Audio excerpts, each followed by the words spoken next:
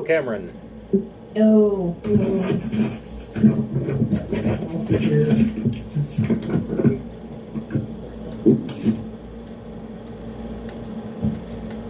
Okay, we got a minute before he's here.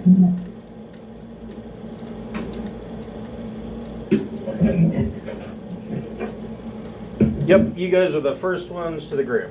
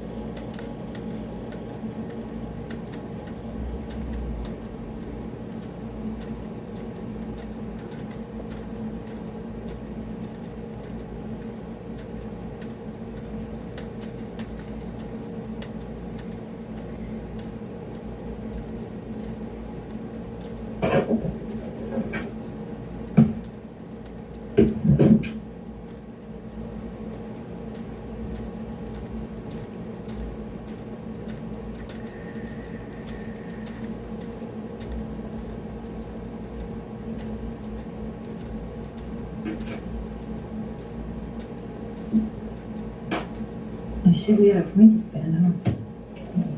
I don't know what to do.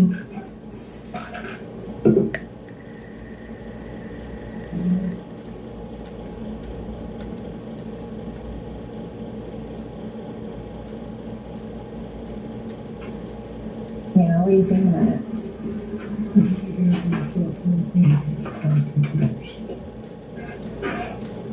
I wonder if I should have some astrogation since I'm the fucking captain and all, but... Yeah, that might be a good idea. It always helps when the captain knows how to point the ship in the right direction. Just in case Ching Shi and the singer incapacitated.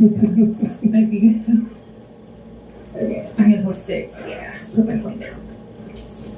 Astrogation. Hold on. Again.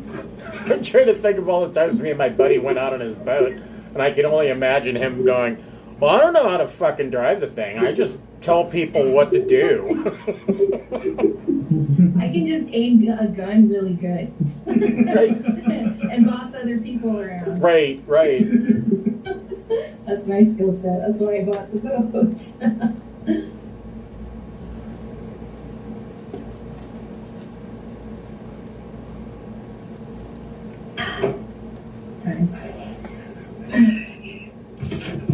I forgot what we were doing completely. We'll get a recap though. Yeah.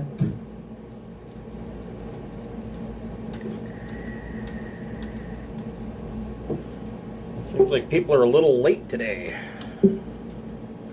They better fucking show up.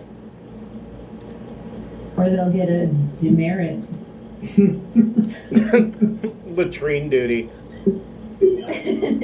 All of them at once, so it'll actually not be that bad. That's the value of teamwork.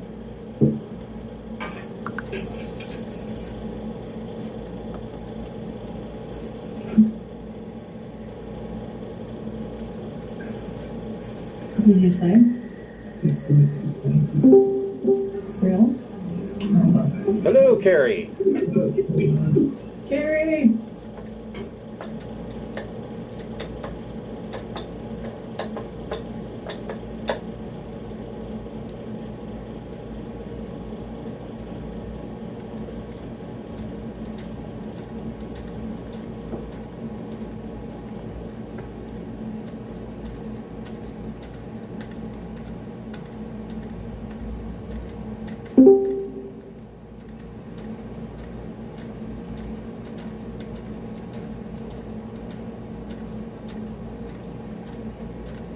Hello, Corey.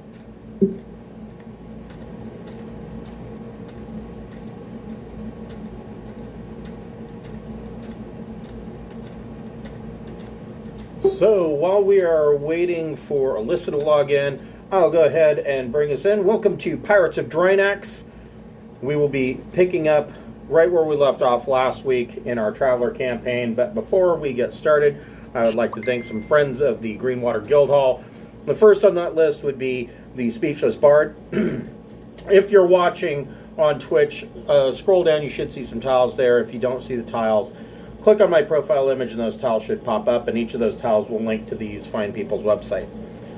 The Speechless Bard makes fine leather products for your tabletop games, such as leather covers for your core rulebook. She has a full line of dice bracelets. She even has a dice rolling mat that when you roll it up, it looks like a spell scroll. If you're going to order for a time-sensitive issue, such as a gift for somebody for a special occasion or something like that, make sure to give yourself a little bit of time. She is over in the UK, and so it takes a little bit of time for it to cross the pond and get through U.S. Customs. Next on the list is the Fable Beard Company. The Fable Beard Company makes beard products such as oils, balms, butters, and co-wash. They just came out with a full line of spray-on cologne as well that matches the scents of all of their beard oils, and I believe they came out with a eco-friendly all-natural deodorant that also matches the scent. So, but each of their scent profiles is a different fantasy character. For instance, right now I am wearing the Candyman, which smells like candied caramel apples. They have many different scents. I'm sure you'll find a hero that matches your mood and style. And if you are a first-time purchaser, they have a buy one, get one free option. If you log into fablebeardco.com and create an account, you can put 2 beard oils into your cart, and if you use the code FIRST in all capital letters, your second beard oil will be discounted to free. Let's wait just a little bit for Alyssa to get on, because she's probably going to be one of the 2 that is going to benefit the most from the recap. So hold on just a moment and we will get started.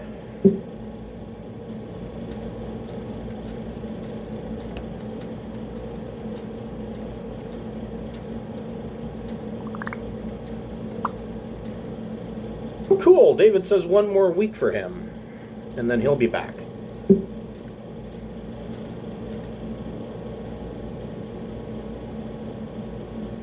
Man, that cybernetic leg's taking a long time to heal up.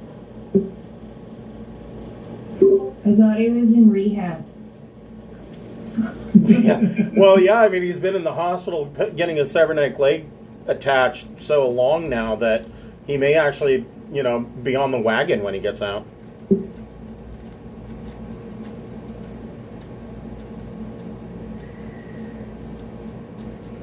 So I don't know if I told you guys this, but we started so the game that Corey and David play in, my D&D Saturday night bi-weekly game, they just started a whole new campaign. And the beginning premise of the campaign is that Bakasura is sitting in a hospital bed getting his leg reattached, and the only thing he has to do is read books. And so he picks up this old Soleimani fantasy novel about the Forgotten Realms, and that's the whole opener. The opening of the campaign is the first book in the series that he's reading.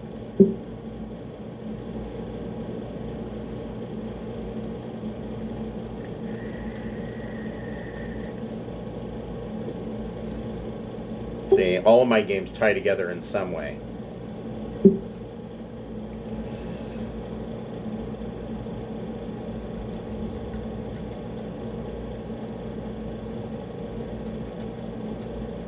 Well, we will go ahead and get started, and Alyssa will just pop in when she pops in. So, where we left off, you guys had basically concluded, when I say concluded, and I want to put it in air quotes, you concluded your situation on Acrid with the workers' union, and basically handed control of the planet over to, I keep forgetting her name, Garen Hallis, or something like that. Anyways, she's the leader of the workers' union, and you handed the planet over to her, and they are doing what revolutionaries do, coming up with terrible ideas for forms of government. And The last thing that you guys did was you got into one of the last parts of that little campaign to free Acrid was that you had to deal with the second system patrol boat, and it was a long, dragged out space battle that went a lot better than I anticipated. The Harrier did take some damage, but everybody made it through. Even your three new Aslan and their ship made it through the battle okay. And one of the last things that you found was in the logs of this system defense ship for the PRQ Corporation was a notice that the treasure ship, the Imperial Treasure Ship Martin II, had suffered a cataclysmic, well, not cataclysmic, but bad enough. It suffered a jump drive explosion and had to set down on the planet Arunisiir 4 weeks ago. And it's sitting there crippled. And this is a big treasure ship.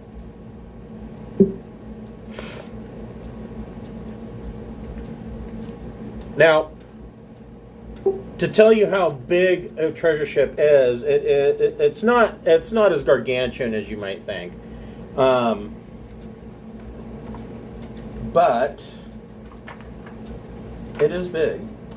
It is 1,600 displaced tons, so quite a bit larger than your 200-ton Harrier. Probably not something that you're going to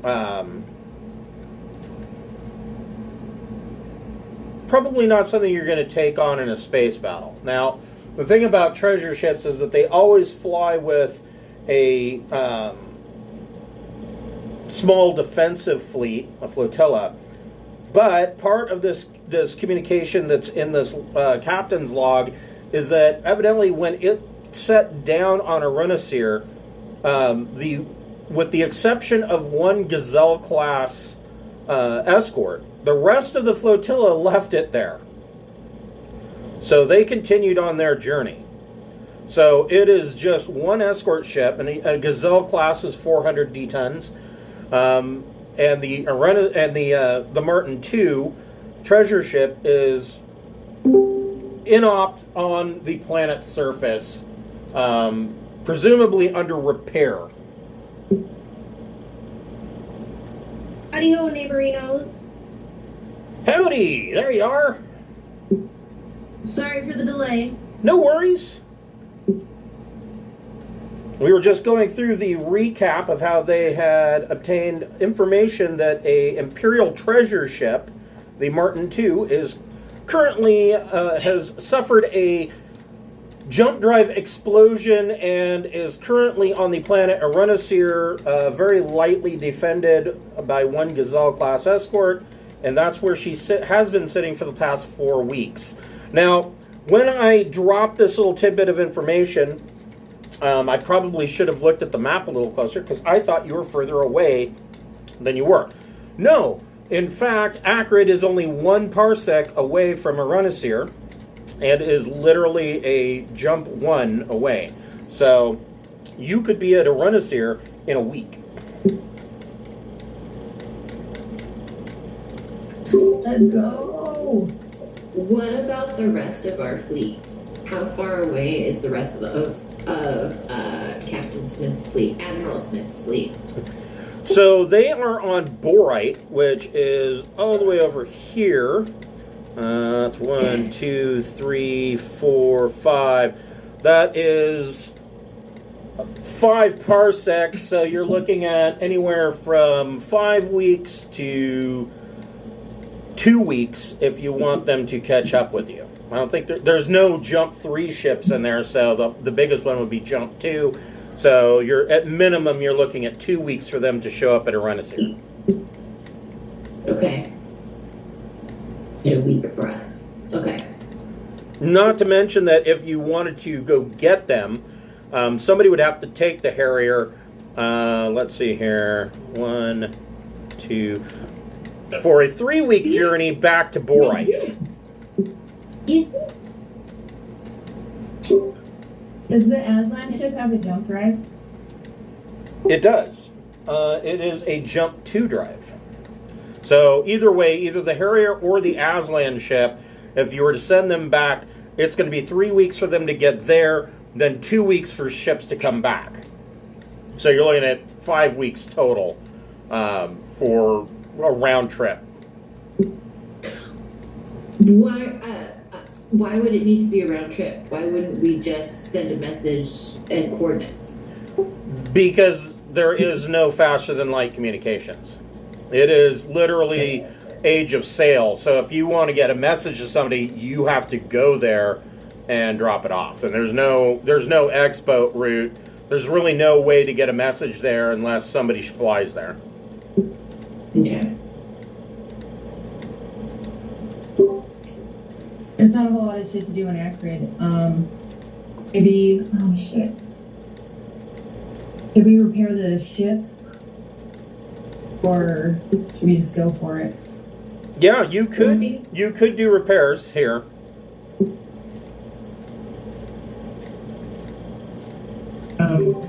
The hull took 14 total damage, I think. Yeah. Something like that. Now you could also do repairs at Arunisiir if you wanted to. Oh, really? Yeah. Okay. Unless there's something else somebody wants to do, I just want to head over there. And I don't want anybody else to get in on this before we do. So, It's a good opportunity. Chief Clark. Spend her time polishing and refining her laser pistol, getting ready. Okay. So, Chief Clark, go ahead and make a engineering J drive check, and let's see how much you can glean from this communique. Engineering jump drive. Okay. Engineering jump drive plus intellect.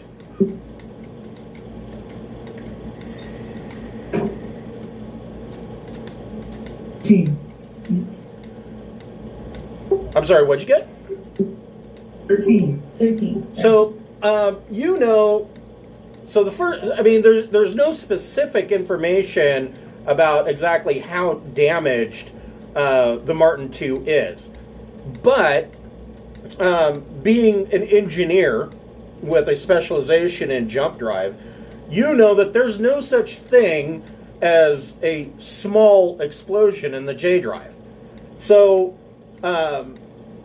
any kind of explosion having to do with the jump drive is going to be pretty dire. Hence, that they're going to probably be on Arunisiir for quite some time. Who wants to make an astrogation check?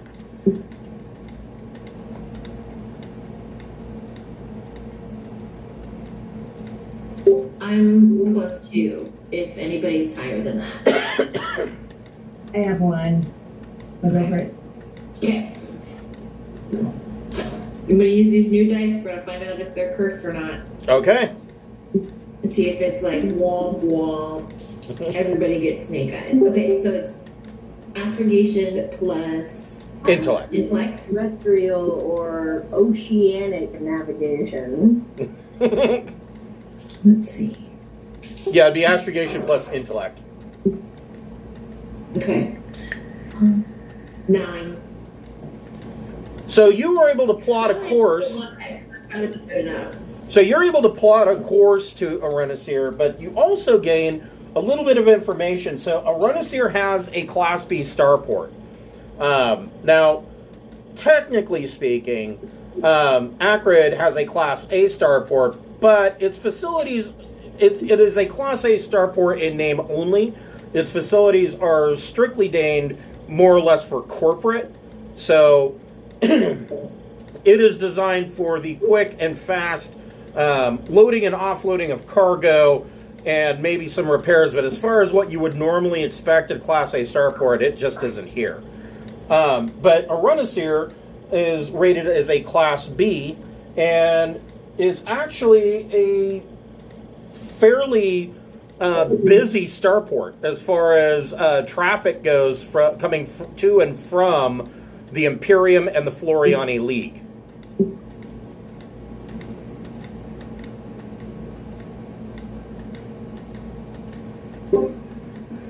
So, Qingxi, go ahead and make a piloting check.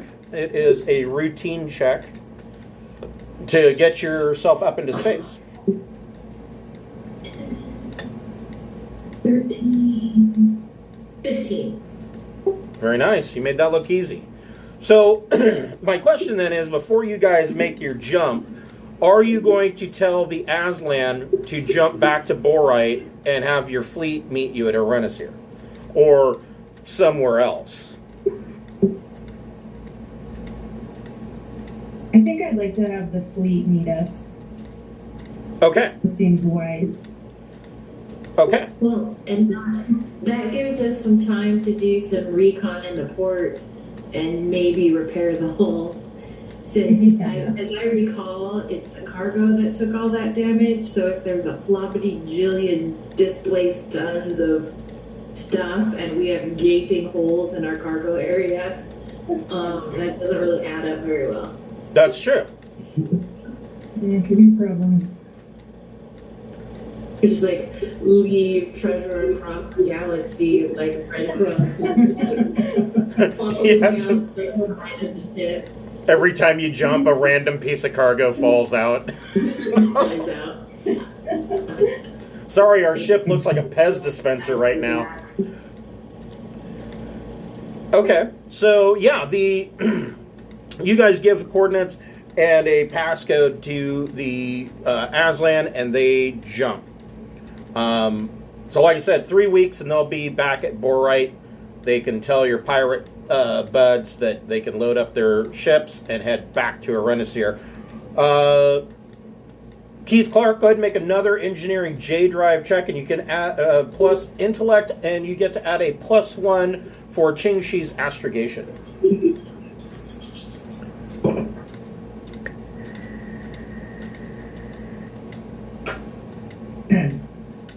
Very nicely done.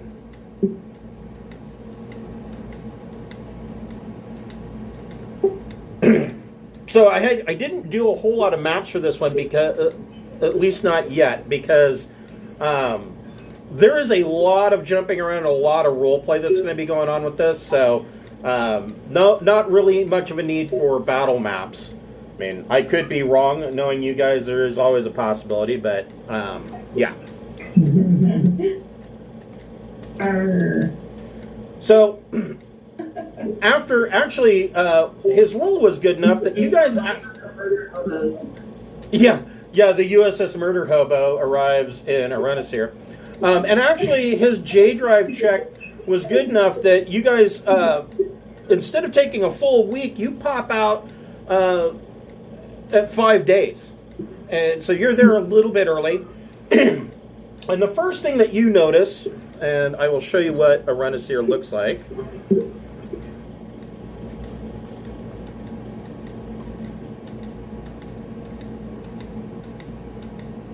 Oh wait, no I won't, that's the wrong planet. So you guys come out of jump, and the first thing that you notice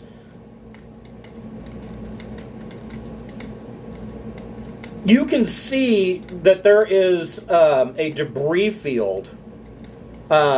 Like a small cloud immediately pops up at the 100 diameter mark, and it looks like the side of a large vessel has blown out. Who wants to make an electronic sensors check?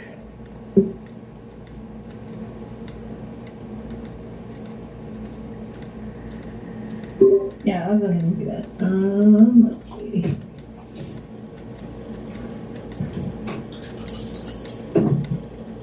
Ooh, not a very good roll. Let's see. +2.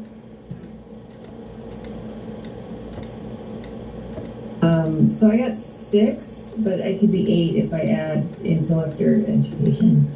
Right. So yeah, add your intellect or education to it. So yeah, I got 8 then. Okay. Not my best work. So you don't really pick up a whole lot of information about this debris field. Just that you know that it is random debris that looks like it has been blown off of a vessel. But what you do pick up, sitting in a high guard position in orbit over the planet, in like a geosynchronous orbit over the planet, is a 400-ton Gazelle class escort. Gazelles are fairly quick and they are very well armed. She outgunned you by about, like, literally by 200 tons. So the Gazelle is orbiting. There's a blown out debris field. Do we detect any other ships in orbit? no, you can see ships coming and going though. Like there's regular trade traffic. So that means that the treasure ship is on the surface. That would be your guess. So a high guard position, a perfect example of a high guard position. You guys being from the Navy, you would know that, like, for instance, if a fleet comes into a system with a gas giant and they want to do refueling, a ship will go down into the atmosphere of the gas giant to fuel scoop.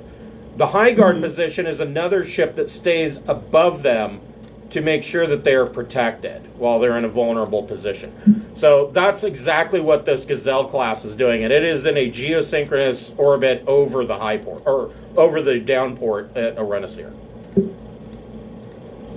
So the treasure ship could be fueling? More than likely, it is still under repairs. Still under repair, yeah. Okay. So is go ahead. Is the debris field bigger than our ship?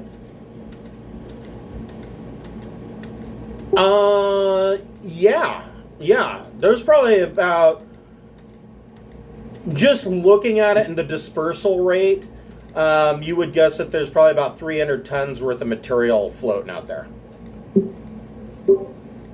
I wonder if we could use it to obscure ourselves and get on the ship with our tube thingy where we cut into the ship. Why would we want to get on the No, the treasure ship is on the ground. Okay, We need to go down to the city. Yeah, in the air, the one you're talking about boarding is the guard ship with the 200 times as many guns as we have. So we kind of, I feel like we should use our we shouldn't fuck with the direction. train drive signature, our like cargo ship drive signature, and land on the surface and see if we can goop up the treasure on the surface without having to get the guard ship involved, and then sneak past the guard ship somehow. That's a good idea. I don't know. I get confused about what's going on, and then like I already have a plan based on my misconception. So yeah, your idea sounds really good. So, Ching Shi and Keith Clark, you both have naval backgrounds. Make a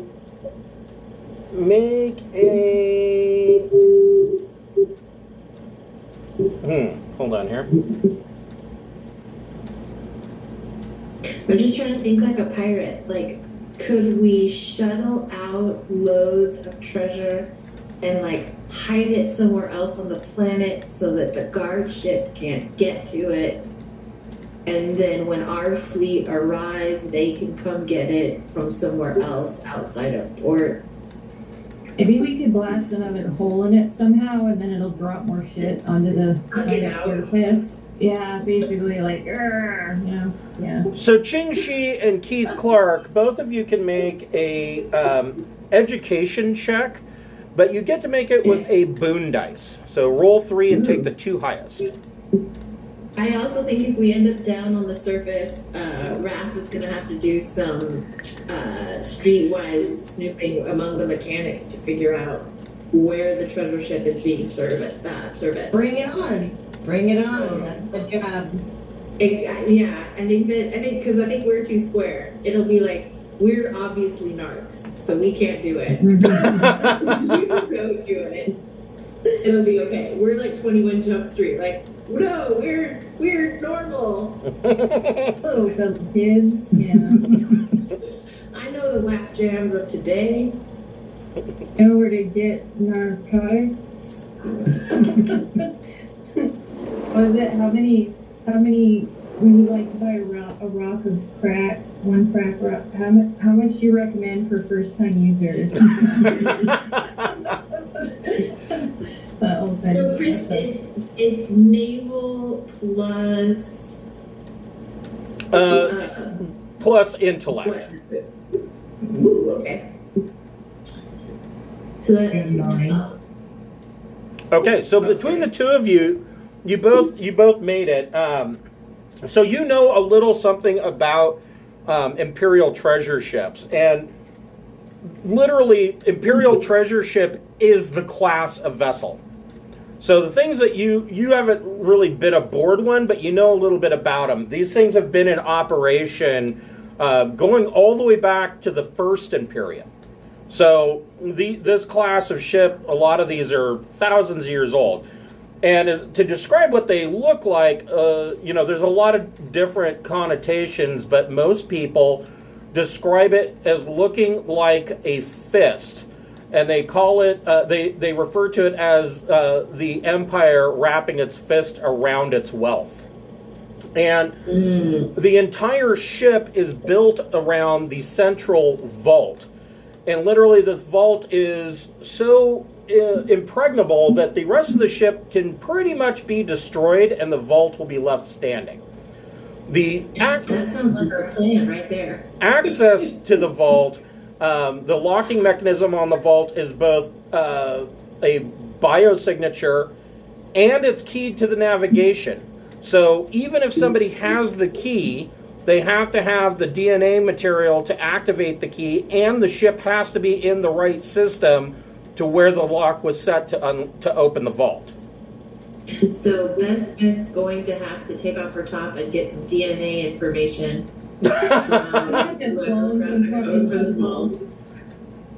Wow, this is going Game of Thrones real quick.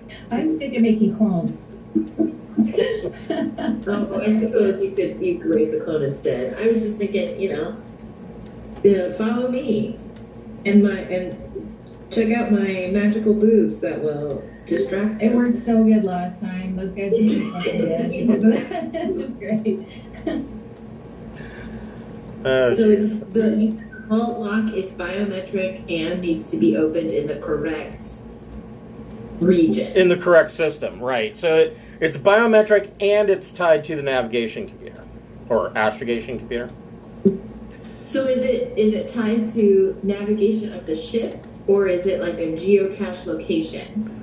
No, it's tied to it's tied to the astrogation of the ship. So if the ship was scheduled to carry whatever the cargo is in the vault to let's say Drinax, the vault, even if you have the key and the biogenetic or the biomaterial to use the key, the vault wouldn't open unless it was in the Drinax system. Okay. But I mean, you could steal the navigation system off the ship, like the black box off the ship and the vault, and take those two items into the Drinax system with the biometric key and open it. Theoretically, yes, but you're underestimating how big this vault is. Okay. So I'm just wondering, but I'm gonna stop asking questions and being bossy for a while, so someone else needs to take over. Just connected briefly, so we missed like everything you said. Sorry about that. no, I was just impressing upon Ching Shi how large this vault is. So to tell you, so the Imperial Treasure Ship is 1,600 displaced tons. To put you into scale, your ship is 200 displaced tons. So the treasure ship is huge, and the large middle section of this entire vessel is taken up with vault. Like, you could probably park the Harrier in the vault. Man, there's good stuff in there. It sounds to me like we need to do some recon and figure out how to get on board that. Okay. So, are you wanting to land on Arunisiir? Raph can offer 3 to Yeah, I think recon. so. Yeah. Yeah. Okay. So if you want me to scope the thing out, like where's the most likely egress, ingress point, etc. Okay. Is there like a place where people hang out and talk, or I don't know? Oh, most certainly. So, Ching Shi, go ahead and make a piloting plus dex check. It is a routine check to land at the spaceport.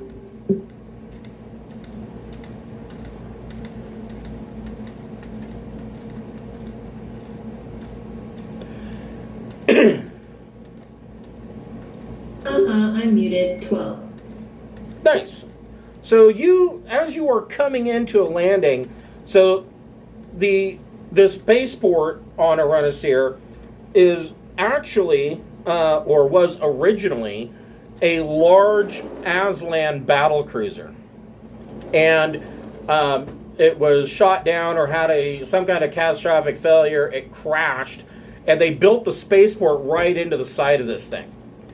And the landing bays are these large octagonal pads made out of granite. And you can clearly see that the Martin II is on one of these pads. Let me find it here. Here it is.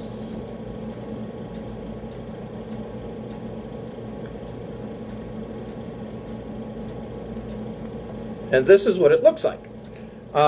Now you can see that this granite pad that it is landing on, it's leaning to one side, and it hit the pad so hard that the pad has cracked almost all the way through.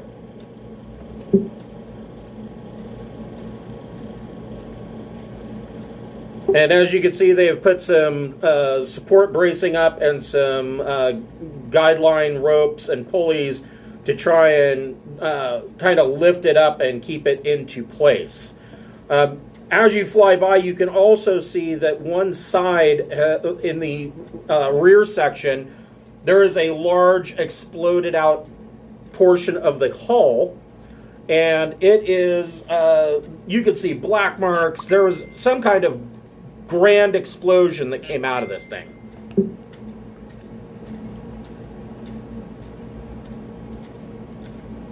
Oh, there's got to be a story there. And you are guided. The starport control guides you and gives you a landing pad number, and Ching Shi sets down on the landing pad. As soon as you set down, you can see coming across the gangway to your landing pad, you can see a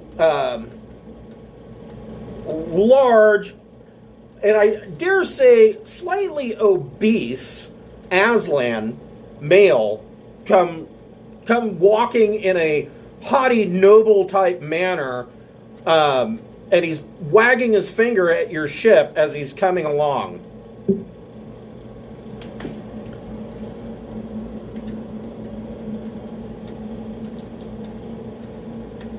Don't fucking high road us. Well, is Rexar okay? Yeah. This is a big guy. Not like me big, but He's a hungry fellow.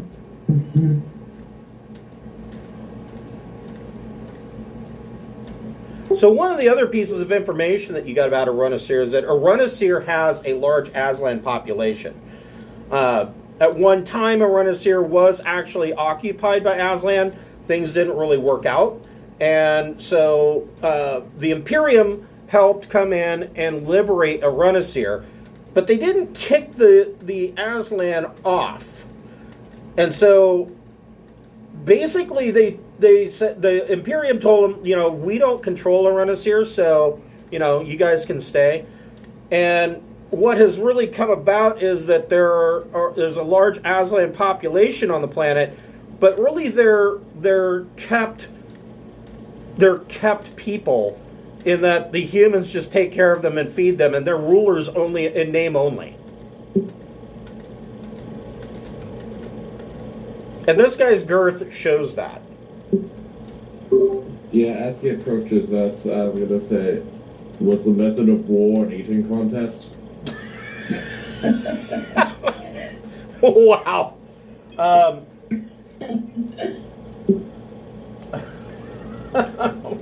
Fuck.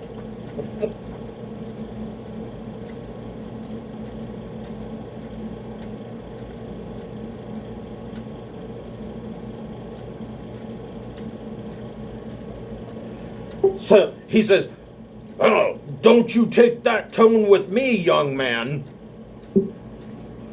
You are trespassing on my land. I own this landing pad and several others, and you did not ask permission to be on my land. That is an affront to my honor." Can we have permission? Well, let's see. This old ship, she's what, about 200 tons? For the cost of. That is an excellent labyrinth-style strategy. And I salute you.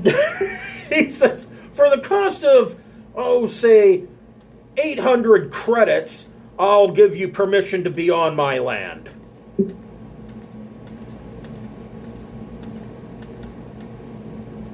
Yeah, we could pay that out of the general fund. That's not very much. So, sure. Raph, make a recon plus intellect check.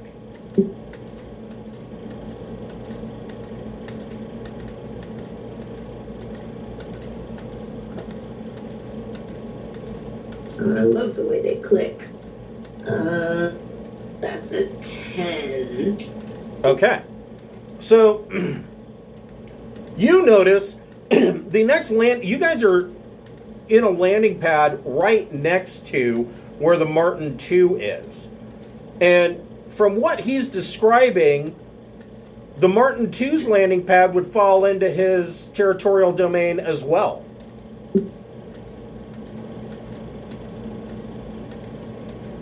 And the money that he's charging you is per ton.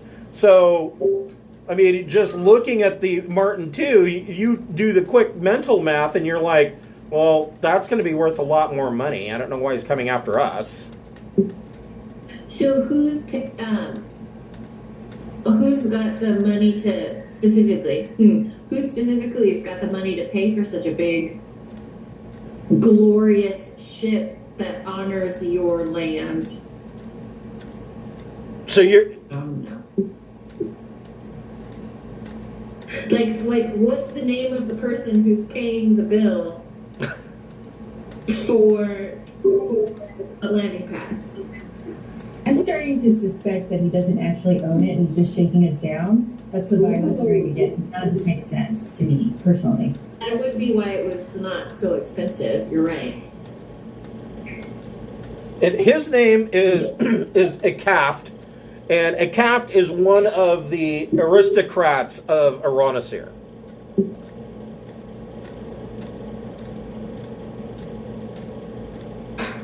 Now, Rexar, you know that being an Aslan, it's very likely that he does own the landing pads. That could be part of his territory. There's nothing to make you would. There's nothing to make Rexar think otherwise.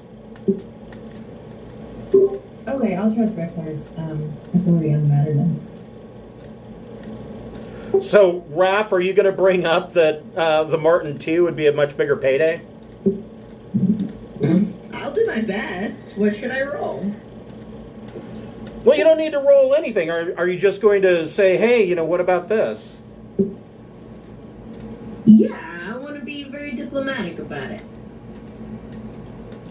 Okay, so you guys are paying him the 800 credits then? Yeah, I'll go ahead and delete it from the collective fund. Okay, so the captain hands him over the money, and Raph brings up, well, what about, don't you own that too? Why aren't you shaking them down?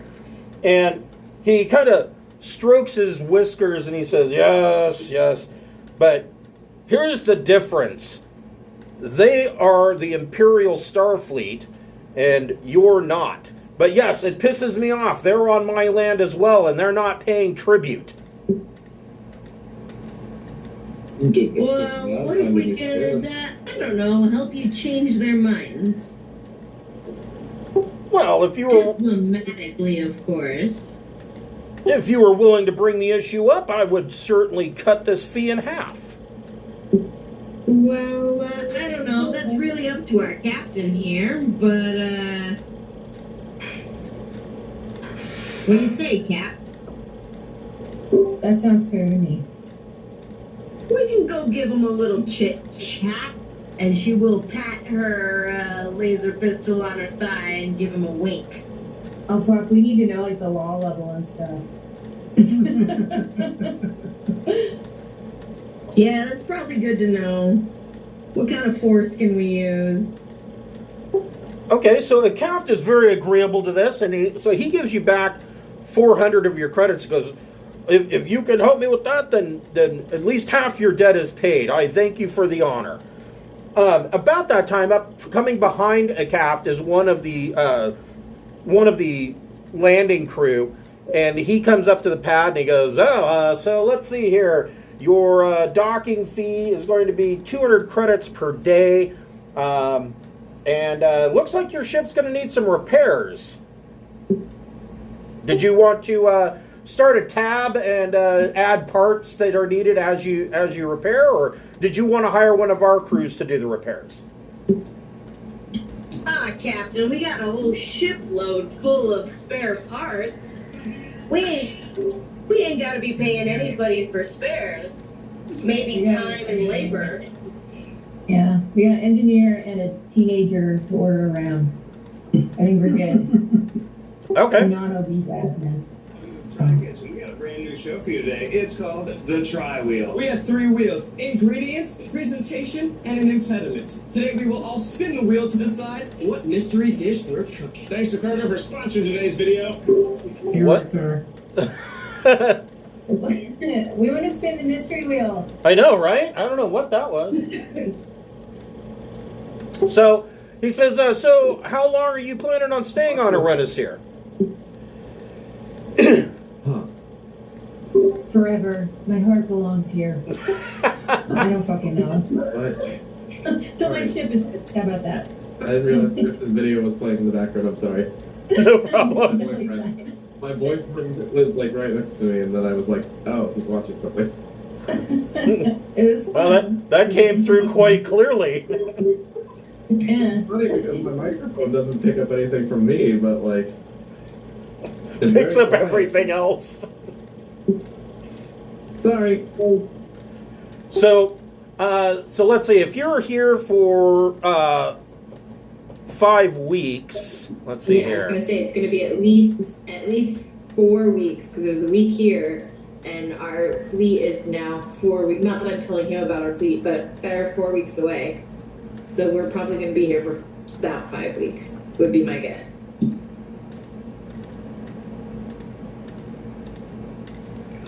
So your docking fees will be 7,000 credits for 5 weeks, and they want to charge another 8,000 credits for fuel.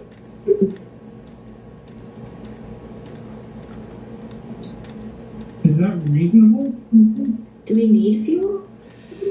Well, it's up to you. I mean, Arunisiir does have a gas giant system, so if you want Qingxi to make a dangerous fueling run skimming fuel off the gas giant, you certainly can do that.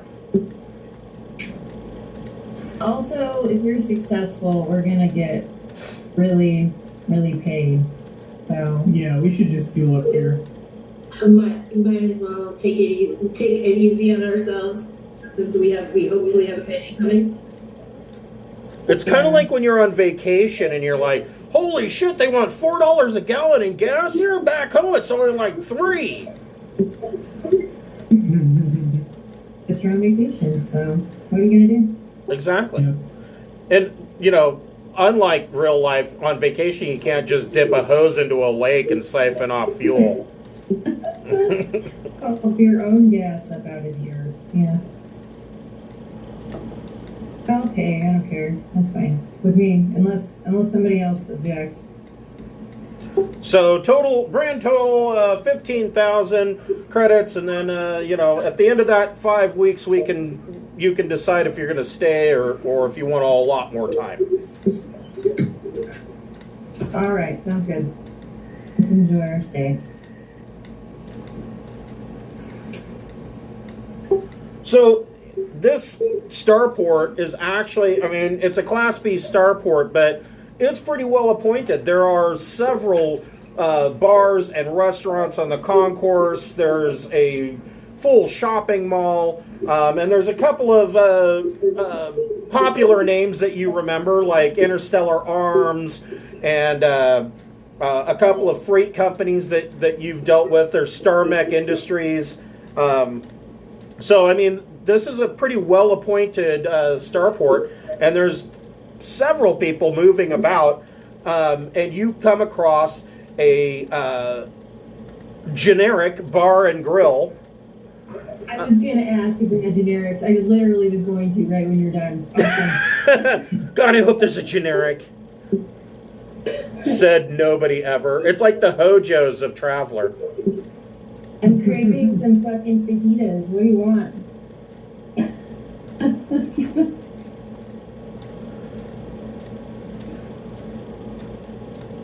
Huh, interesting. Yeah, I was just looking at my handouts, and I evidently didn't upload the generic logo. But generic, so for those who aren't aware, generic is a franchise of steakhouses that they're not really good, they're not really bad, everything's middle of the road, kind of like Applebee's. And like, they have several different types of beer, and it is always served in a metallic can or metallic bottle that's just white with generic written on it and beer, or the type of beer, in black letters. And they have some wines and wine cooler-esque type drinks. It's like the Dharma Initiative from Lost. All the stuff in the Dharma Initiative was Right. white and like labeled rice, beer. So Exactly. I took the carouse skill. Is this the kind of place to carouse? Most definitely. So the one thing that you always... I'm wondering what the use is of some of these skills. Like, you know, I want to put them to use. I put points in them. Carouse is definitely going to apply here. So if you are old enough to remember Cattle Company, the Square Cow Fun Bar, generic is a lot like that. Every single one of these things that you go into looks exactly the same.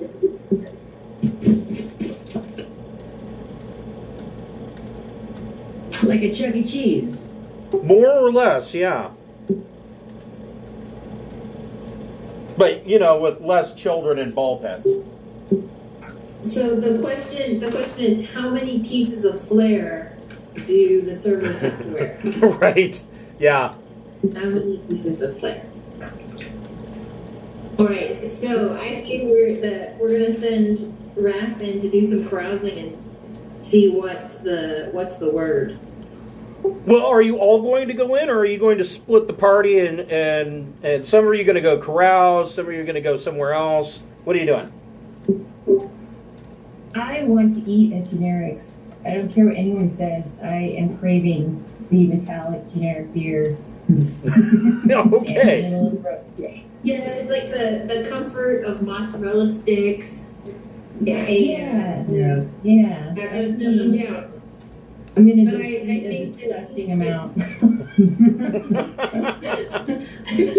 I think what's probably going to happen is a few of us are going to be eating our feelings at a table, and we'll send Raph over to the bar to hang out Maybe she could meet some of the crew repairing the treasure ship.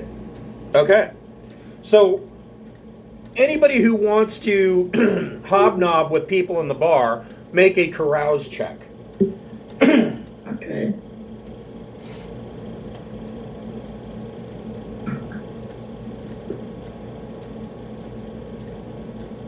What skill do we apply to that? Social?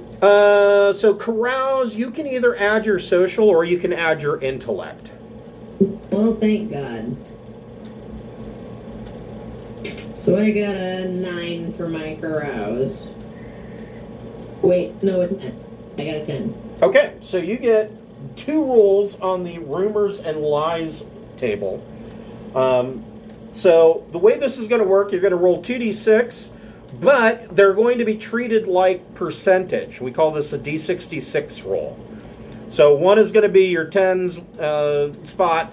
So if you roll a 4 and a 6, it's a 46, as an example. So go ahead and roll d66. Cool, my blue glitter one's gonna be the 10s. There we go. 51. Okay, so the first rumor that you hear is that all treasure ships carry a squad of fully armed Imperial Marines on board. How big is the squad? Usually 8 to 10. And how many squads? They carry 1. But the One squad of 8 to 10 space marines. well, the implication of this is that all of these guys are in battle dress. Is the implication. Go ahead and make another So, they've all got their little Gundam suits, right? Right. Go ahead and make another D66 check. 66. That would have been a great other skill battle anything roll. That's actually a really good roll. So, let's see here. So as you are carousing your way around the bar and hobnobbing, so you learn that the name of the Gazelle-class escort overhead that's in orbit is actually called the Arshad. And there are some members of the Arshad and some members of the Martin II that are all in here drinking and whooping it up. And as these guys were talking, that's how you kind of learned, you overheard a conversation where they were talking about all treasure ships have a full squad of Imperial Marines on board. But you also end up bumping into, let's see here, what's this guy's name? You end up bumping into a mechanic named Paulo. And he tells you that he tells you a couple of things. The first being that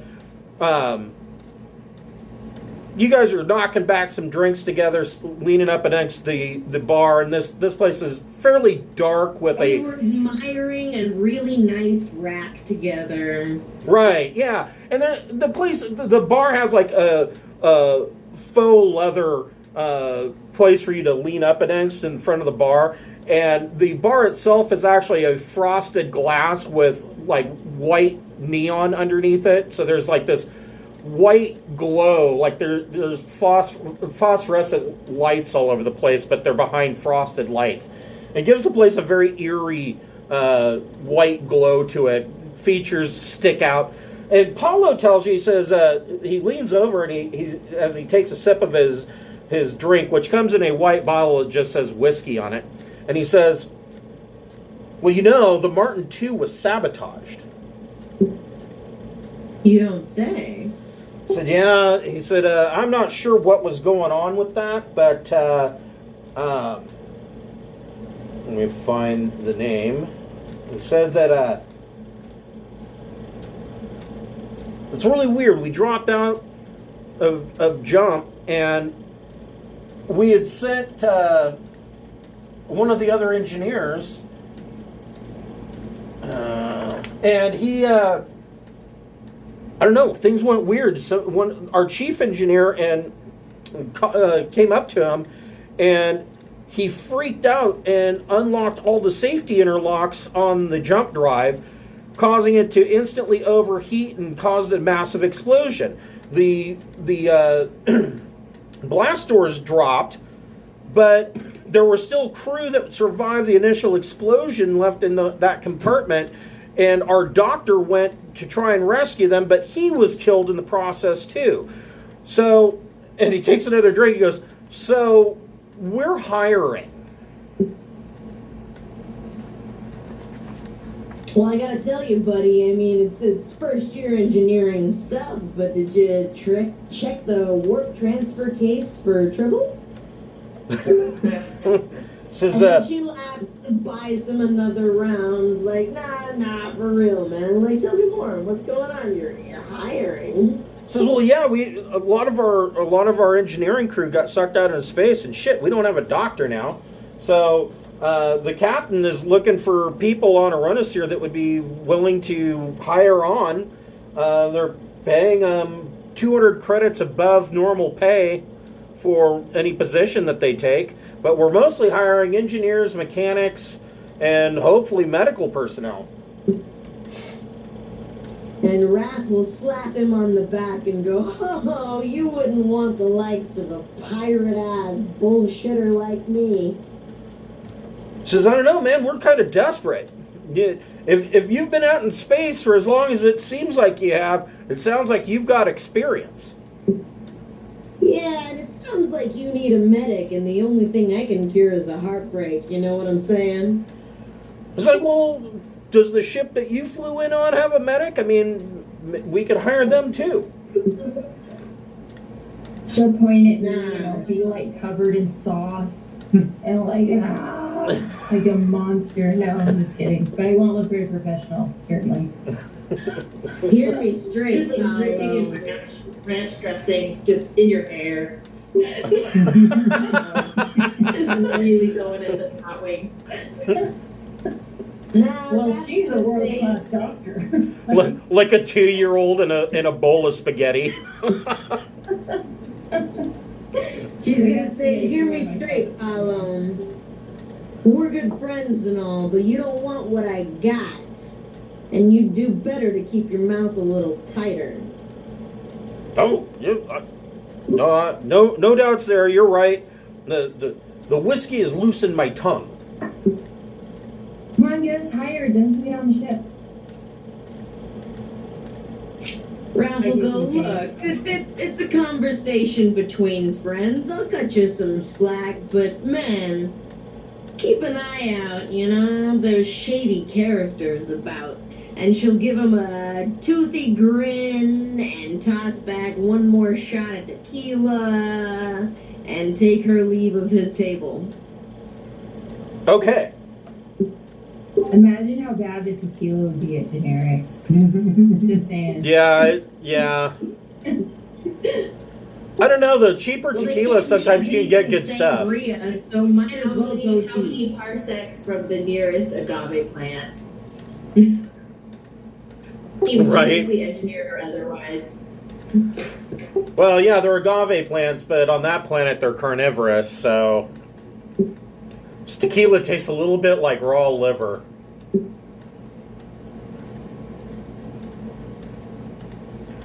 So, Raph, are you going to go back over to your table there and tell everybody what Paolo told you? Irrelevant. Is it the ship we're trying to, like, breach?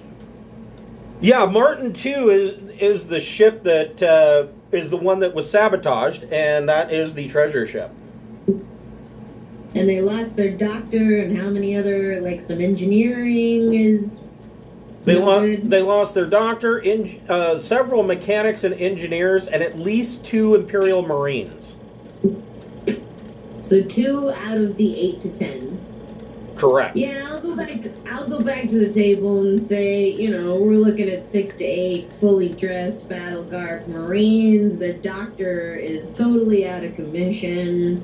They're docked here for repairs, and they're hiring. They're desperate. Desperate enough to hire a shady-ass pirate like me, and I swear to God, hand To Tal, I told him I was a fucking pirate, and he still wanted to hire me. Wow. All right. Where do we apply? Or do I drop my resume? I'm just saying, it might be easy pickings if somebody wants to play the infiltration game. I don't know if I could keep from laughing my ass off at those dumbass Marines, but that's just me. I'll take my pose as a doctor. Oh man. That'd be funny if we He all wanted to switched hire sides. me as doctor, and I told him all I could cure was chlamydia. Ah. And your meds are running out on that. Well, Don't I worry will about that, certainly Matt, try and boy. replace the doctor. I'll actually do some doctoring and collect information while I do so. Seems like it pays pretty good. So, might as well. Did they say they were hiring a Marine? They didn't say anything about hiring Marines, but they are definitely hiring mechanics, engineers, and anybody with medical experience. If they're missing Marines, they might hire independent contract security at least while they're on the planet. I think we that's could what I was all, wondering. without splitting up, go get jobs, and then we can do that to case the joint. Yeah. So- I just want to do the doctor one to collect information about the biometric thing. Oh See if I yeah, can- you could require like swabs from all of the crew members for health checks, and then we can figure out which one opens up the lock. Yeah, something like that. I figured it'd be useful. Now we're checking oral health today, so everybody open up. I'm gonna take a cheek swab. Here's the floss today only. COVID checks. Let me get my 8-foot long cotton swab. Okay, I need to poke it directly into your brain. Exactly.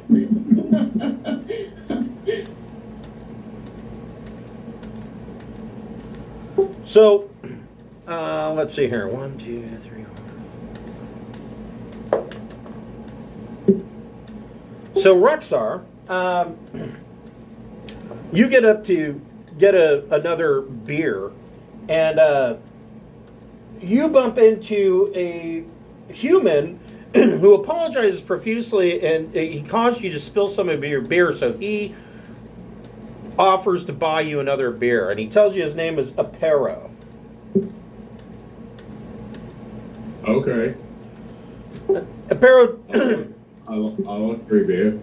Apero takes you over to the bar. He didn't even spill all of your beer. And Apero takes you over to the bar, and he kind of pats you on the arm, and he says, "Oh, you're a big lad. I better get you two." What's the catch? He says, "Oh, nothing. I can't help but to have noticed that one of your crew sitting around your table there was over talking with some of those gentlemen from the Martin II and the Arshad, and I was just wondering, a business ventureman myself, I actually sell replacement engine parts. And I have a cargo. I've rented a cargo space, and I traveled here on a far trader named the Hopeful Wanderer. And I was wondering, if you get the chance, do you think that you could see if the Martin II was purchasing any parts? I'd like to see what kind of extortionate rate I could charge them for spares. Oh. Captain.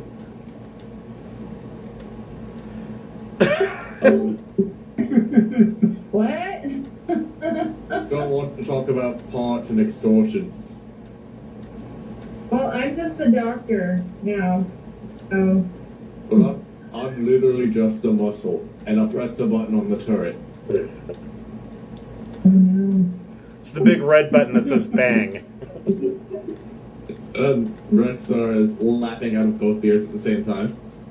So wait, if they're talking about parts or something, Replacement engine parts. Oh, our ship's fucked up. Do we need replacement engine parts? I think I know from this guy. No, we don't. Captain, what's extortion? The X makes it sound cool. I don't know. They want to sell like shitty faulty parts, right? For a bunch of money. They want to see how much money they can get out of them for something that doesn't work. So that would probably be to our benefit because it would keep the ship here longer. Give us more of a chance to steal the good stuff out of it. I could choose the trying to get engine parts. And I'm gonna walk directly to the guy that Ralph was talking to. Okay. Well, you're walking over to Paulo. Impero comes over to the table and he hands Captain Beth his card with his personal comm number on it, and he says, "If you hear anything, go ahead and give me a call back." And it just says on it, "Impero Engine Parts and Service." Why, thank you. I will pass this along. Wink, wink.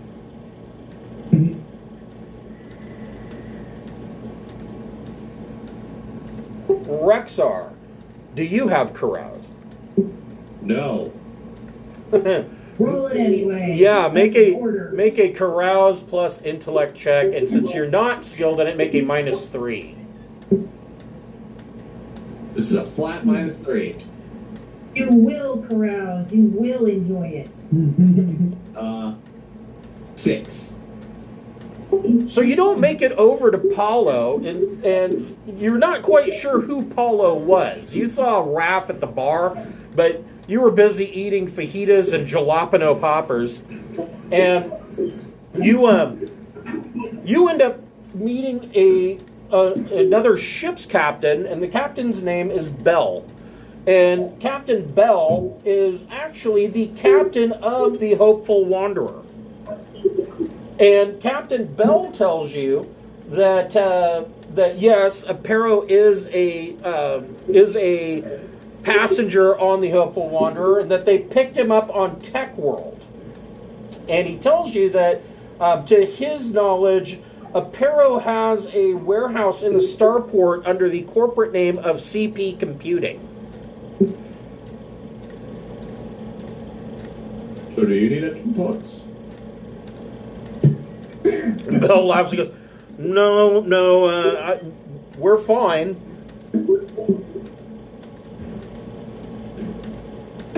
You know, with on the comms secretly to the captain. Is this the ship we're supposed to be infiltrating? So the interesting thing about this is that the card that he gave you said Impero's Engine Parts and Service.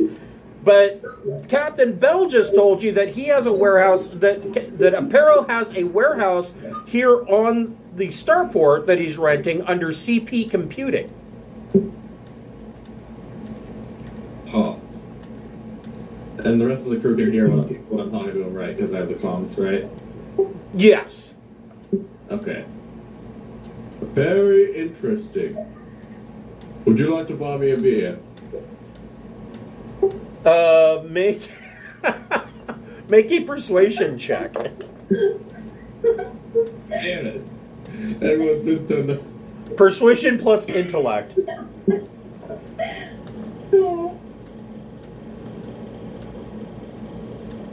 Eight. Yeah, he's like, sure, I'll buy you a beer. You seem like a nice lad. And he buys you another beer.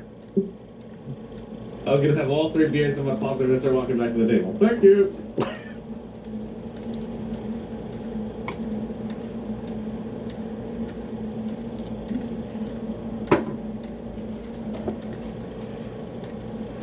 Well done. Yeah, well done. So you get back to the table. So you guys finish your meals, and you. So, who wants to apply to work on the Martin II? Oh, a fantastic doctor. And do you want to apply right away, or do you want to fix your ship first? I'll fly right away and do doctory stuff. I want to work on the ship first. Okay. I will do whatever the captain says. Do you need help help if you're in the ship, or are you cool by yourself? I think I'll need all the help I can get. Okay, so you got Teddy, and then Raph made a good mechanic. Yeah.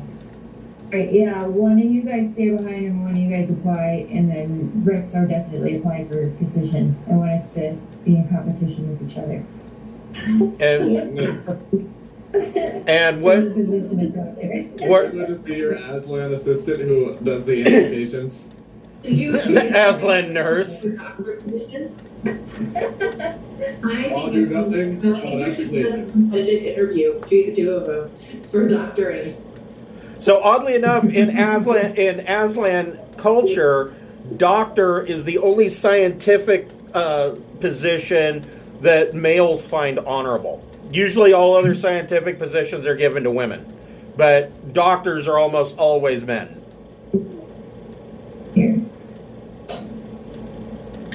I do have 0 in medic. Well, he's at least competent. I'll also have +0 to intellect. I really just don't think Raph could keep a straight face at this kind of easy take. Alright. Well, Bring back. That's cool.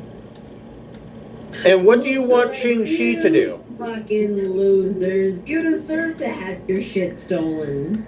Every So it sounds like Keith Clark, Teddy, and Raph will work on our ship, and then Beth Smith, Rexar, and I will go apply for jobs on the treasure ship. Right? Am I understanding that correctly? That sounds about right. So, Okay. Raph, make a mechanic check. Mechanic plus intellect.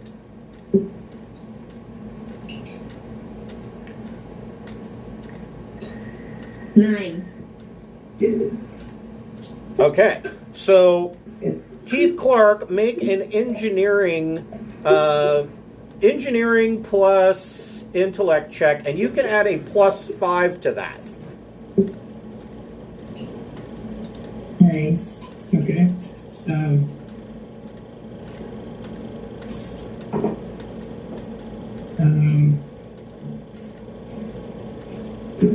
that's 12. Okay. So it is. Your repairs are going well. They're going to take you about 3 weeks to complete. So you guys are spending the next 3 weeks working on the Harrier, getting it ship shape and back to trustworthy. Meanwhile, the rest of you are hired, like, on the spot. So, let's see here. Hold on a second. Let me look something up here.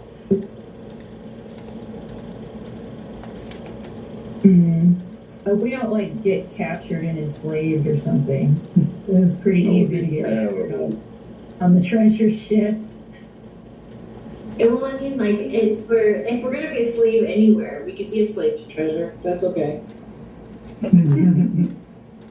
There's worse things to be a slave for. Yeah. It's like a honeypot, kind of. I'm, like, overly suspicious today, though, so I don't know. I thought we were being hustled, but we weren't.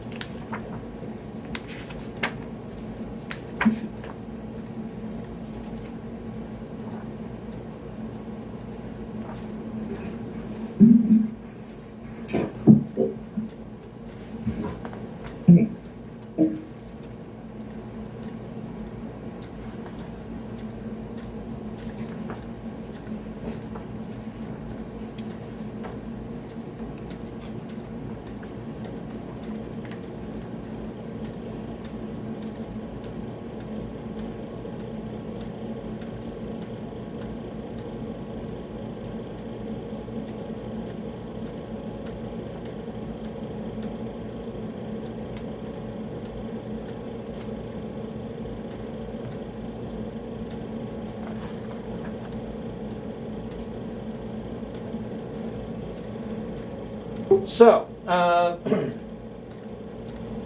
medic. So they are going to hire Captain Beth to the tune of 3,200 credits per week.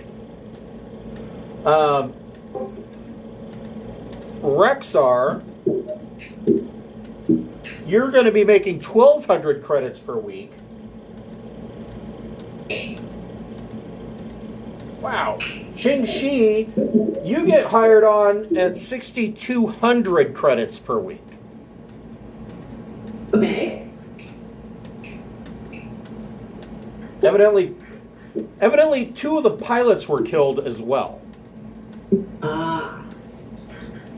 Sweet. So I'm going to make my first order of business chatting up the guys in the guard ship while I'm like working on the pilot area and getting to know that, because I want them to get real familiar with my voice. Okay. If we're gonna fly this treasure ship past the guard ship like nothing's going on, they gotta be real comfortable with me. Okay. So the first So on your first day, you, as you're walking up the gangplank heading towards the Martin II, you notice that there are Imperial Marines in combat armor stationed in several. You count at least 4, and they are heavily armed and heavily armored. They're not in battle dress, but they are in TL-12 combat armor. And they are equipped with advanced combat rifles, and one of them is carrying a man-portable fusion gun. That's bigger than mine. Well, it's about the same. Yeah, it's not bigger, but it is more deadly, to be sure, because basically everything around it when it's fired is going to become irradiated. Everybody's getting cancer on that one. So it isn't the size that matters. Yeah. So, Ching Shi, do you have carouse? Do I have what? Carouse? I have 0 for carouse. Go ahead and make a carouse plus intellect check. Okay.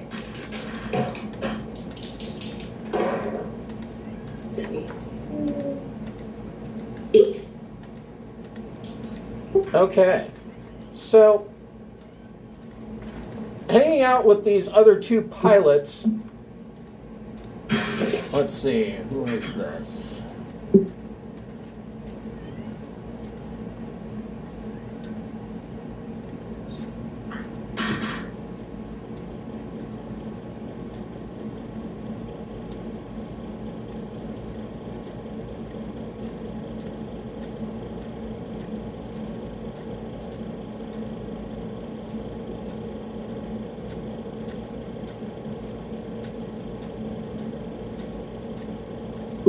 I'm researching cloning in the world of Traveler. What I'm up to.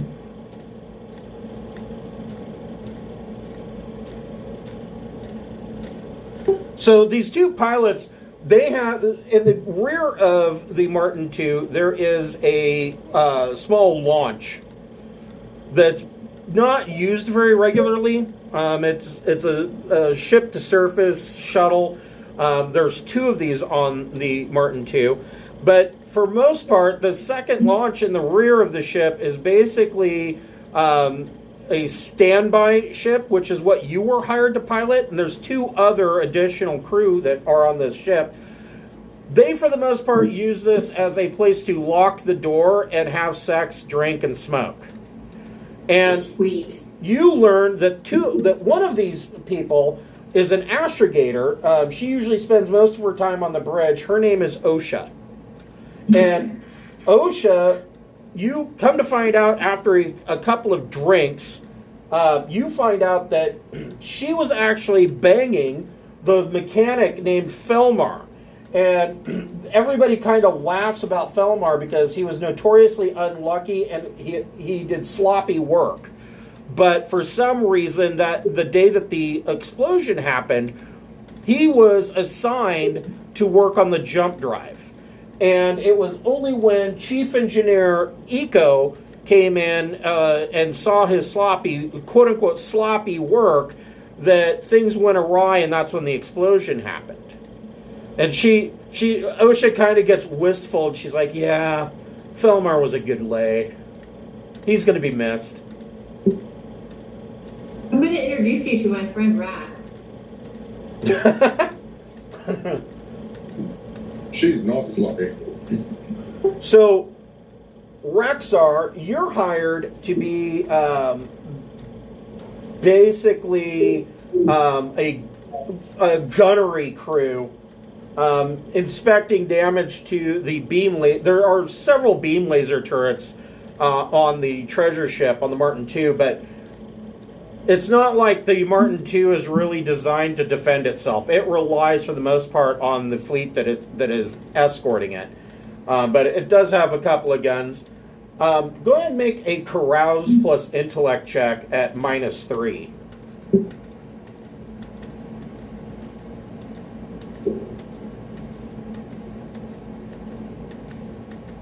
That is 7.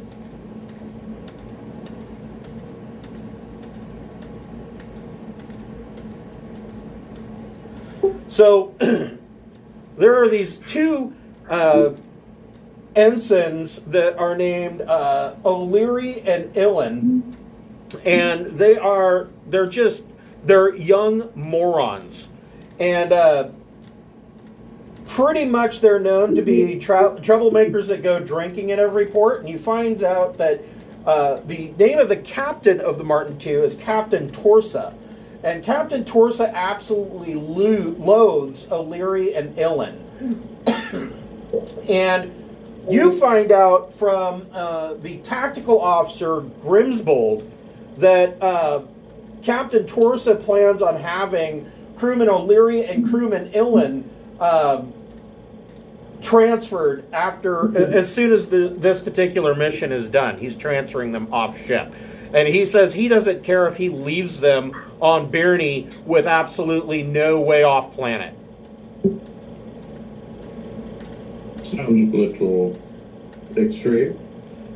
And Tactical Officer Grimsbold kind of laughs. He says, yeah, well, Torsa's a by-the-books kind of guy. I don't think he'd say shit if his mouth was full of it.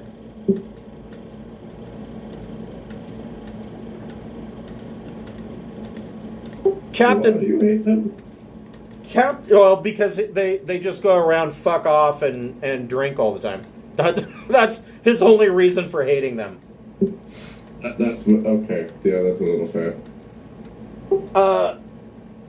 Captain Beth, do you have carouse?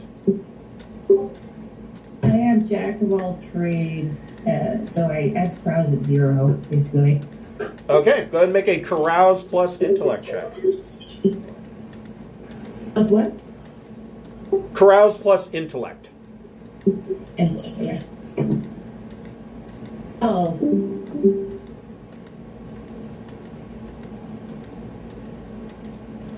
So you're basically, you come into the med bay, and the med bay has, because there's been no doctor, they have had a auto doc operating as a regular doctor, and so basically your first duty is taking over for medic is checking out all the crew and making sure that they're fit.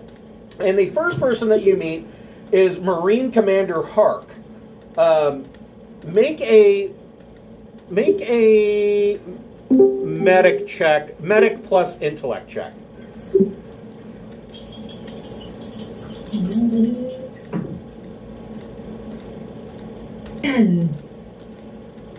Okay, so the first thing, your medic check, you learn by scanning Commander Hark that he is he has cybernetic enhancements.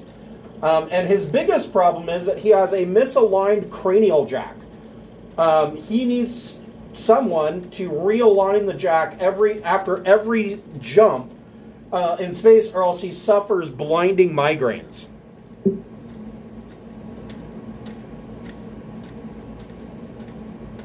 So, like, this is like being a chiropractor in space, is what it sounds like. Essentially, yeah. Except you're realigning his USB port in the back of his head. All right, I can do that. I'm capable. The other thing that you learn from Commander Hark is that he's a little paranoid, and he basically sees the enemy everywhere, and he is convinced that the ship was sabotaged, and more importantly, he thinks it might have been one of the soldiers under his own command that sabotaged the ship.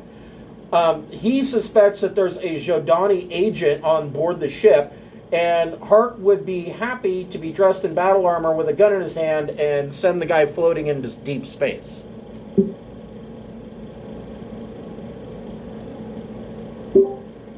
Well, that information will come in handy, I'm sure.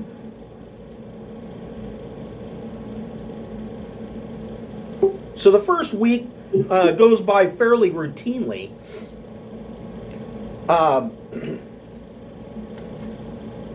Raph, make a electronic sensors check. Can do. Is that intelligence? Yes. Ooh, double sixes. Plus int is 14. Okay, so you are up on the bridge, kind of tinkering with some wiring and tucking things back up under the dashboard so that it doesn't hang down and look all ghetto. And you pick up on the sensors that there are 3 more jumps that have come into the Arunisiir system. The sensors, 3 more what? 3 more jumps have entered the system. Jumps? Yeah, 3 ships have come out of jump space into the system. One of them is automatically pinging as another Gazelle class escort, and its IFF code is calling it the Comino. There is a repair ship called the Henry Ford, and the last ship is a patrol cruiser called the Sincerity. The Sincerity immediately starts to scan every ship in the port, including yours.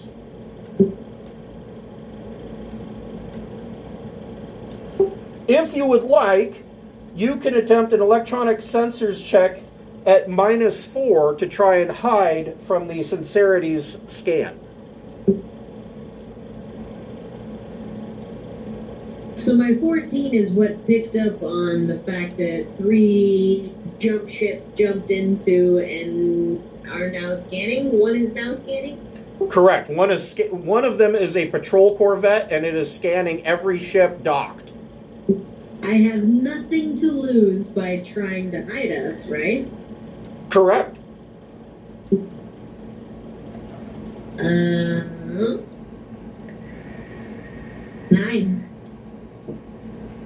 Very nice. Very nicely done. So the Sincerity doesn't pick up anything about the Harrier being there. It picks up that there's a ship there, but nothing else.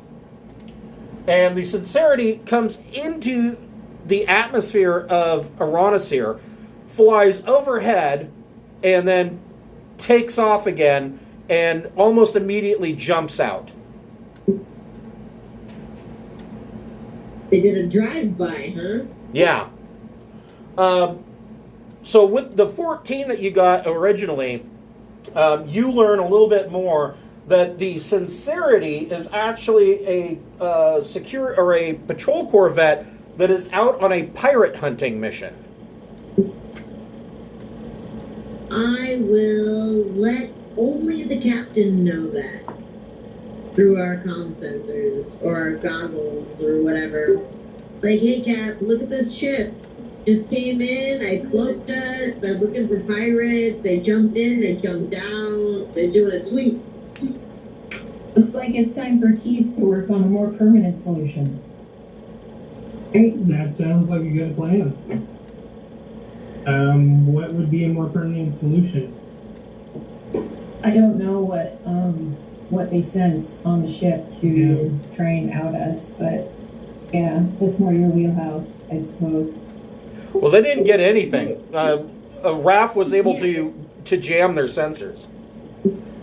But we do have the 3 different drive signatures, or IDs or whatever, right? Like one of them is our janky salvage freighter, one of them is where traders, and one of them is something else. Right. So it might be, I don't know if we've been working off of one ID for a while, maybe it's time to switch up the IDs. Rat will make an executive decision and go for the beat up trader signature. Okay. Yeah, I think they're going to come by again eventually. I mean, if you patrol, you come back around, so. Yeah.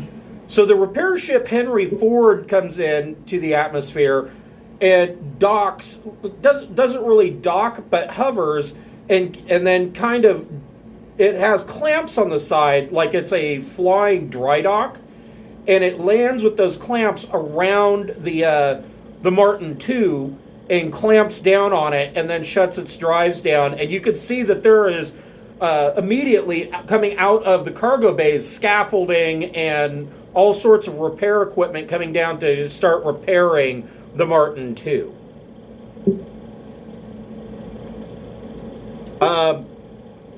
Keith Clark, go ahead and make a engineering plus intellect check.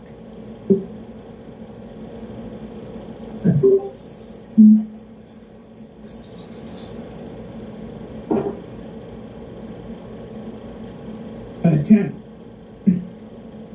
So you're estimating that with the Henry Ford here working on the Martin II, that the Martin II could easily be ready to fly as soon as in 3 weeks.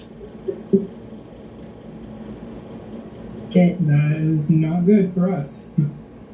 Need to move faster.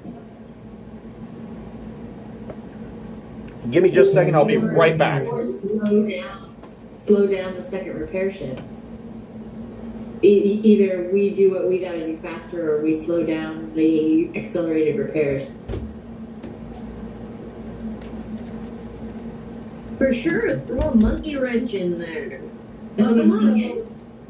Maybe, so, is this one of those planets where if somebody uses psionics, they'll get detected right away and will be in, like, huge trouble? Or... Ooh, good call.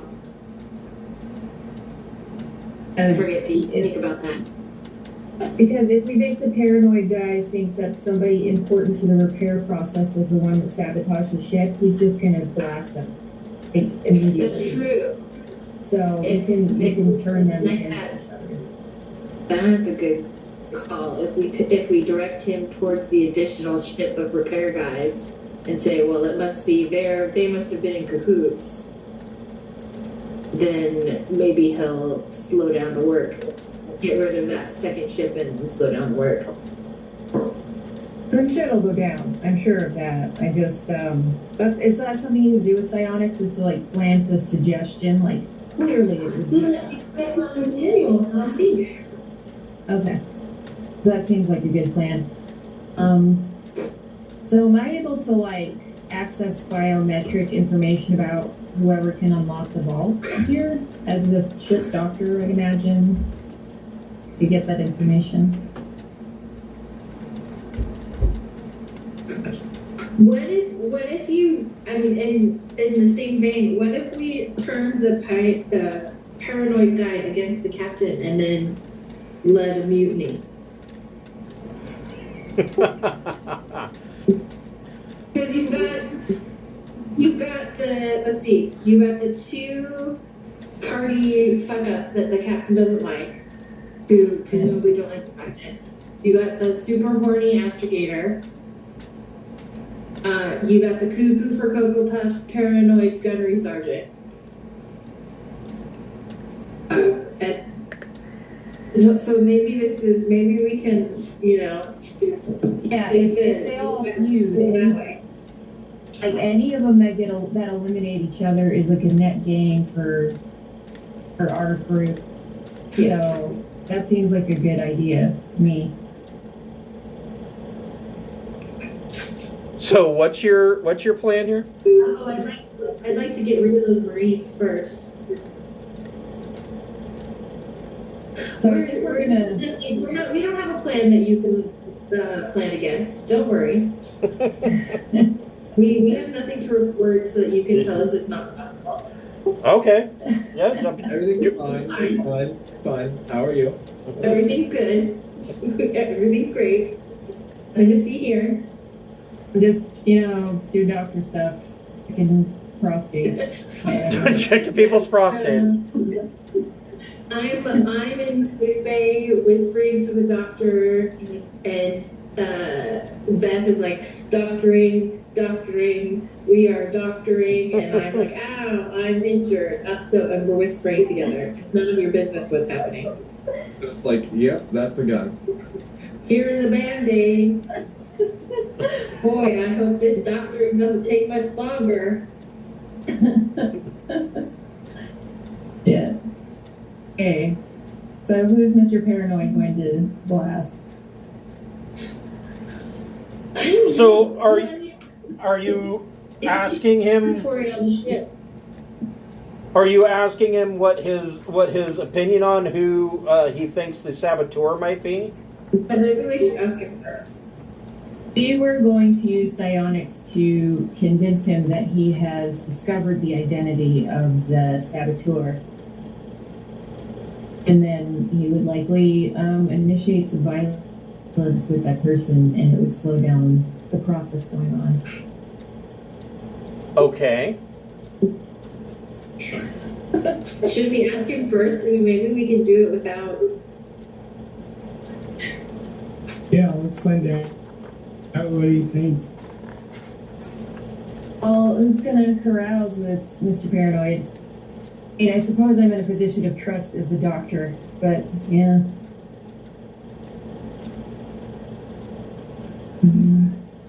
I could do. Hold on, I could read surface thoughts and see who he's thinking it is.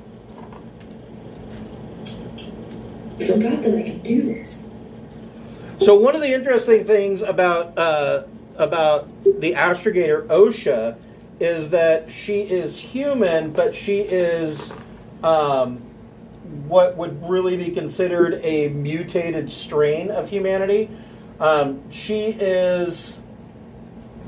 She's from the water world of Dolberg, and she. Please tell me she's part octopus person. No, but she has slight bluish tint to her skin.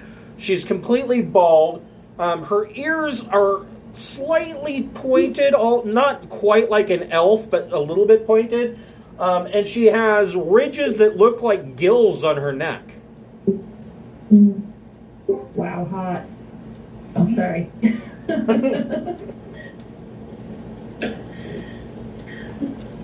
So, anyway. Ching Shi, go ahead and make your psionics check for. Are you going to read surface thoughts, or what are you going to do? Well, I think we're still trying to figure that out. So, Captain, do we want to know what he's thinking before we try and plant? Because it could be a lot easier to encourage it than we're assuming. Yeah. Or do we just want to go for it? And if so, who do you want him to blame? Okay, what would jam up the repair process the most? Yes. Probably the second ship that landed with the extra people on it. Right? Like if we say in charge of that, or or are we gonna try and blame everybody? Could probably be the whole group. Like you can't trust these new people who just come in here. Yeah, that's true. Randos that show up to fix things, you can't trust them. I was thinking of offering, like, as a physician, to ask everybody about it and monitor their vital signs. Okay. See if anybody is like freaking out. Okay. And, you know. So you're going to ask everybody about the sabotage idea or about the explosion? Yeah. Yeah, just like casually, but like while monitoring vitals. And I don't know, but probably nobody's actually going to freak out while I'm doing it, but I can just tell the other guy whatever I want to about that. Make a medic plus intellect check. Okay. 11. So you see a couple of more people. The first one being the ship's purser, Vahan. Vahan is a fairly quiet individual. Seems like, he seems like the bookwormy, nerdy accountant type. He's not fazed by any of it. He basically responds with, "I don't care," and his vitals show that he doesn't really care.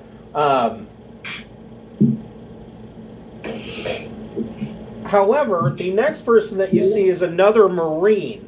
And this Marine is named Salvesdes.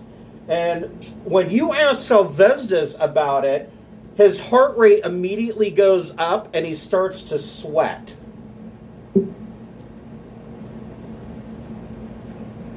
All right. And he starts to get a little aggro about it, like, "Well, why are you asking me about that?"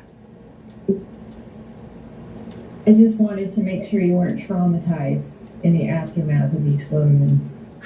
I'm not traumatized, I'm fine.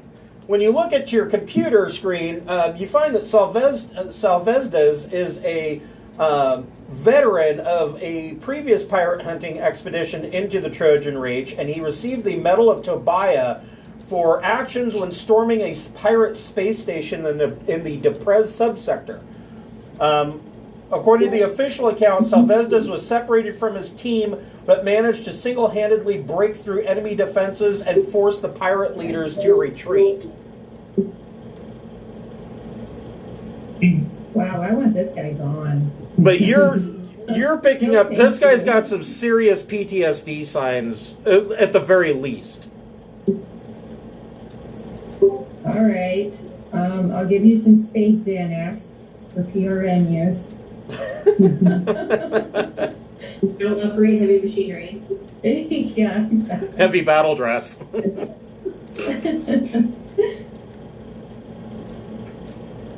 It's best, while you're on this wonderful medication, it's best that you not handle any guns. It's true. It's for your own good. So he's like, "No, wait, Doc, you can't put me on the sidelines. I have work to do. The commander's going to be all kinds of pissed off if I've got a medical leave. Come on, you got to let me do my job." All right, I'll go ahead and sign off. If you Okay. insist. So that is what you find with your medical examinations. So I'll let the other guy know the truth. I'll pass the unadulterated records that I have over to him. And see what Over to Commander Hark. happens. Yes, Okay. USB paranoid man. I need to remember his name instead of saying that. Commander Hart, right? So Commander Hark is concerned, and he's like, "Well, I can't believe that it would be Salvesdes. I mean, he's a goddamn war hero. I mean, he fought off a whole bunch of pirates in order to save our entire platoon." Maybe that's his cover. So Ching Shi, are you going to use psionics?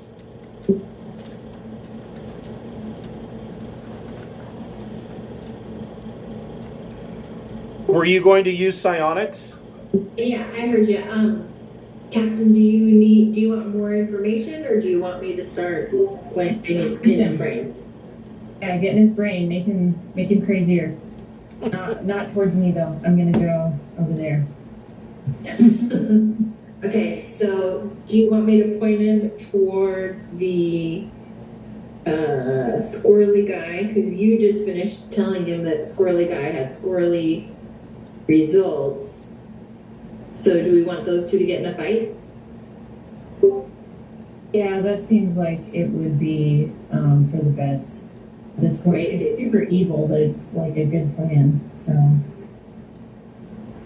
Okay. So yeah, I'm going to attempt to use suggestion to heighten the Commander Hart's suspicions on, I couldn't quite catch his name, so I'm calling him Hephaestus. Salvesdes. The Hephaestus, in the hopes that they get into some sort of conflict that creates a work slowdown. Okay, go ahead and make your psionics check. Okay. I haven't done one of these in a long time. So, it's the points, I take away from the points, and then it's just the roll plus my psionic modifier. Correct.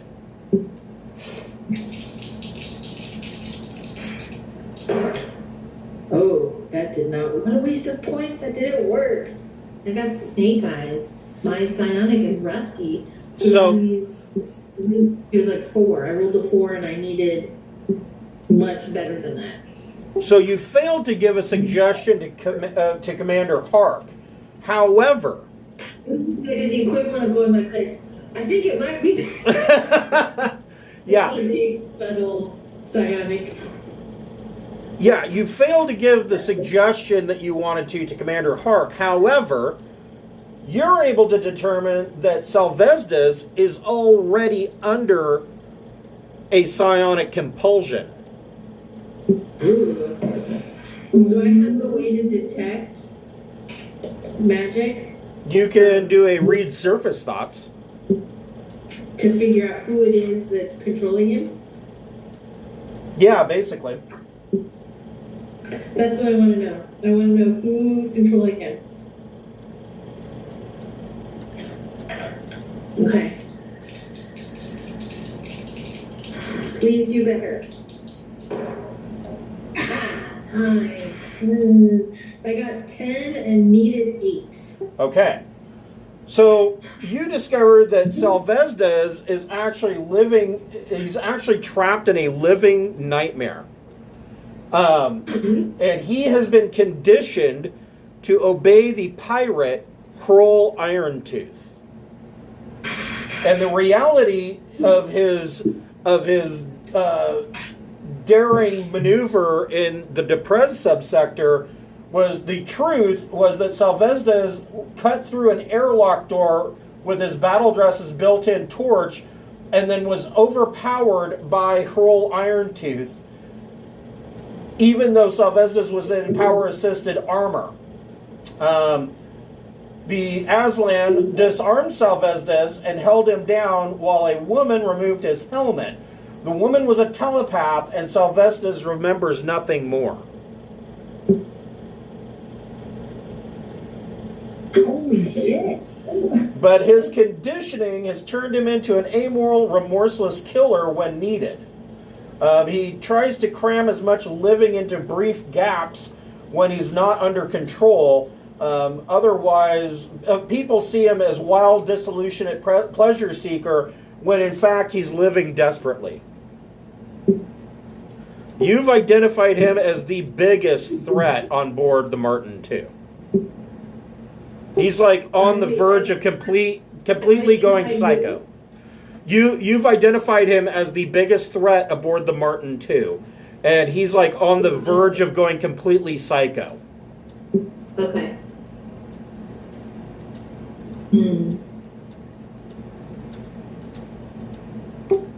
You also learn in the read surface thoughts that the Martin II is going to jump off of Arunisiir and will be traveling down to Exie, which is down here.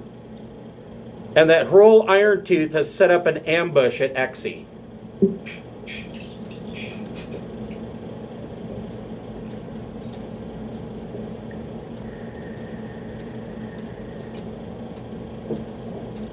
Wow. That is a lot to cope with. Jesus. Yeah. Right? So it sounds like what we need to do is we need to find a way to lure Salvestis off the ship. Between now and next week, figure out a way to lure him off the ship, and then preferably trap him somewhere that's not on either ship, so that when we decide to take control, Crazy Pants McGee does not come out and kill us all. Yeah. Figure out how to lure him away. Or we could try and fix him. His broke brain. He would probably be super grateful. That's true. So these are the deck plans for the Martin 2. Number 1 is the vault. But if he's a renowned pirate hunter and we do fix him, he's not like gonna want to join our crew or anything like that. They'll still feel compelled to hunt us, probably. Yeah, he's probably not going to become friends with y'all. So Commander Hart is a different guy, and he wants to take the saboteur and kill them. And we want this guy to be taken off and killed. So that seems like a natural fit too. I don't know. I'll have to think it over. This is going to be exciting, though. So we will take a break there, and we will pick this whole role-playing mess up next week on Wednesday night at 7 p.m. Thanks, guys. See ya. Bye. Thank you. Have a good night, guys.